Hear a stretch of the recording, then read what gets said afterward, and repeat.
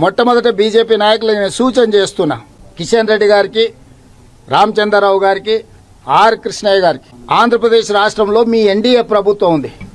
NDA ప్రభుత్వం ఆంధ్రప్రదేశ్లో 100% fee reimbursement చెల్లించిన తర్వాత తెలంగాణలో వచ్చి డిమాండ్ చేస్తే చూడడానికి బాగుంటుంది. లేకపోతే నవ్విపోదురుగా నాకేటి సిగ్గు అన్నట్టుగా మరీ దిగజారి వ్యవహరిస్తున్నారు బీజేపీ నాయకులు. దయచేసి గత ప్రభుత్వాల తప్పిదాలు, గత ప్రభుత్వం పెట్టిన ఎగవేసిన బకాయిలనే ఈరోజు మాకు ఆర్థిక భారంగా మారింది. అయినా వాటిని అన్నిటిని కూడా పరిష్కరించే ప్రయత్నం చేస్తున్నాం. ఇక నుంచి భవిష్యత్తులో ఏ ఇయర్కు సంబంధించిన ఫీజు రియంబర్స్మెంట్ అదే సంవత్సరంలో పూర్తిగా చెల్లిస్తాము.